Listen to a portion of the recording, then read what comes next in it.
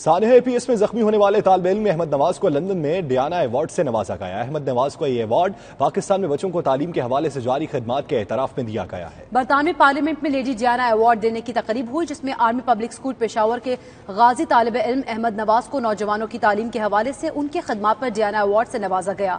وہ یہ ایوارڈ لینے والے پہلے پاکستانی بھی بن گئے ہیں۔ ذرا نم ہو تو یہ مٹی بڑی زرخیز ہے ساکی۔ سانحہ APS میں زخمی ہونے والے طالب علم احمد نواز نے ایک بار پھر لندن میں پاکستان کا نام روشن کر دیا۔ برطانوی پارلیمنٹ میں لیڈی ڈیانا ایوارڈ دینے کی تقریب ہوئی، جس میں آرمی پبلک اسکول پشاور کے غازی طالب علم احمد نواز کو نوجوانوں کی تعلیم کے حوالے سے ان کی خدمات پر ڈیانا ایوارڈ سے نوازا گیا۔ وہ یہ ایوارڈ لینے والے پہلے پاکستانی بھی بن گئے ہیں۔ اس موقع پر 92 نیوز سے گفتگو کرتے ہوئے احمد نواز نے کہا کہ وہ پاکستانی قوم خصوصاً DGISPR کے شکر گزار ہیں۔ ان کی حوصلہ افزائی کی وجہ سے ان میں مزید کچھ بہتر کرنے کا جذبہ پیدا ہوا۔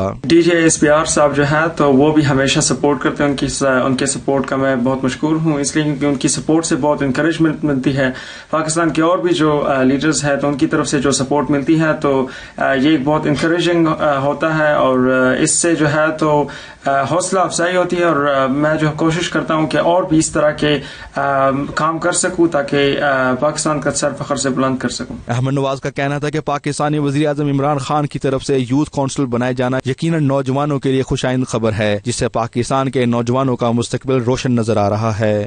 ابھی جو یہ یوتھ کونسل بنی ہے پاکستان میں تو یہ ایک بہت اچھا قدم ہے حکومت کی طرف سے، تو I think it ensures that Pakistan میں جو ہے تو یوتھ کے لیے مستقبل برائٹ ہے، اور یہ اپرچونٹی جو ہے تو یہ ایک بہت اچھی اپرچونٹیز ہے، اور میں امید کرتا ہوں کہ اس پلیٹ فارم کے ذریعے جو ہے تو زیادہ سے زیادہ نوجوانوں کو انوالو کیا جائے گا پاکستان کی خدمت کے لیے۔ احمد نواز کو اس سے پہلے برطانیہ اور یورپ کا young person of the year, Asian inspiration award اور دیگر درجنوں ایوارڈ سے بھی نوازا جا چکا ہے۔